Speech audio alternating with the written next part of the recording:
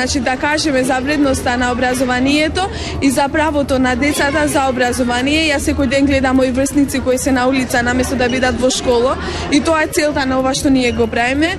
Ова е порака на сите мои врсници, ама исто така и на државата, значи за тоа што треба да се направи за децата.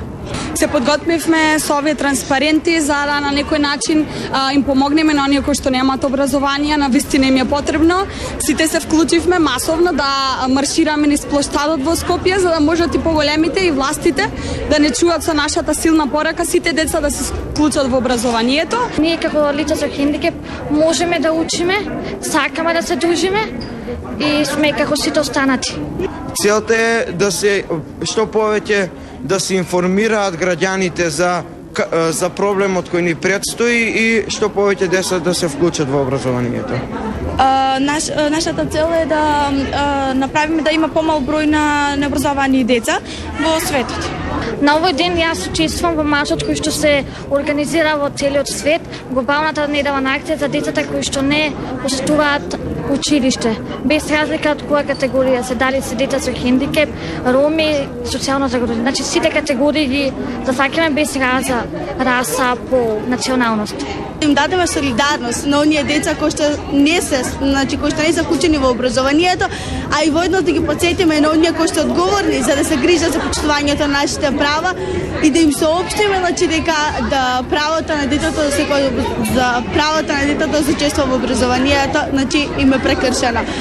Значи на сите деца кои што не одат на училиште ќе им кажеме значи дека треба да дојдат во училиште затоа што необразованието е голем хендикеп во денешното општество. Затоа што без образование сепак си никој ништо.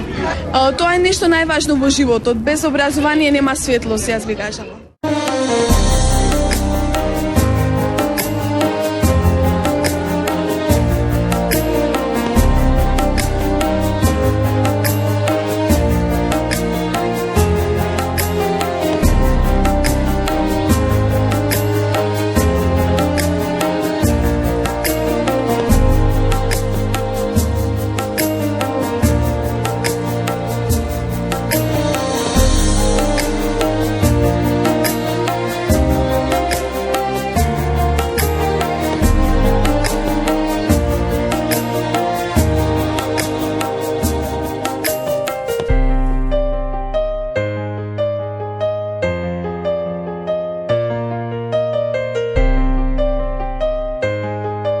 Слушнавме многу во врска со законите за правата на децата. Слушнавме дека има многу закони кои што се донесени, кои допрва ќе се донесуваат. Меѓутоа, едно нешто што како општ заклучок се добива е тоа што многу малку овие закони се имплементираат, односно многу малку ги согледуваме вистинските ефекти на терен. Имаме 18.500 деца кои што не се вклучени во образовниот систем. Имаме деца кои што питачат, кои што се злоупотребувани, психички, физички и така натаму. Моето прашање е кој е виновен за тоа, барем вие каде ја лоцирате вината и како мислите да се справите понатаму за да конечно ги согледаме вистинските ефекти. Благодарам. Само ако може да ни кажете до кога е упатено прашањето?